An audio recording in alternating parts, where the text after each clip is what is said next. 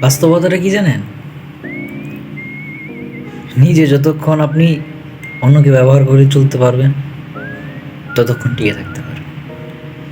যখন এই চিন্তাটা মাথায় আসবে যে অন্যকে ঠকিয়ে নয়, সৎভাবে বাঁচতে চাই, তখন আপনাকে ঝরে পড়তে হবে। আমাদের সমাজটা ভালো কিছু দেখতে চায় না। আমাদের সমাজে এত পরিমাণে পাপ হচ্ছে, পাপ করতে করতে সকলে অন্ধ হয়ে গেছি আমরা। আমাদের সমাজটা গঠন করতে হলে নিজেকে গঠন করতে হবে। আমরা যদি প্রত্যেকেই নিজ নিজ সমস্যাগুলো সমাধান করে ফেলি, তাহলে সমাজটাই ভালো হয়ে যাবে। আমরা চিন্তা করি সমাজ খারাপ, তাই আমরা ভালো হতে পারছি না। আমরা চিন্তা করি সমাজের কিছু লোকের কারণে আমরা ভালো থাকতে পারছি না।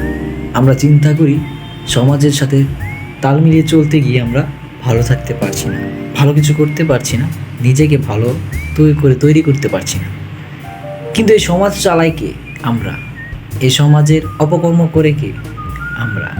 এই সমাজের যত প্রকার বেআইনি কাজ করে কে? আমরা। আমরা সমাজের ভুল না ধরে নিজের ভুলগুলো শুধরে নেওয়ার চেষ্টা করি। আমরা নিজেরা কী কী ভুল করছি সেগুলো শুধরলেই সমাজ ভালো সুন্দর হয়ে যাবে।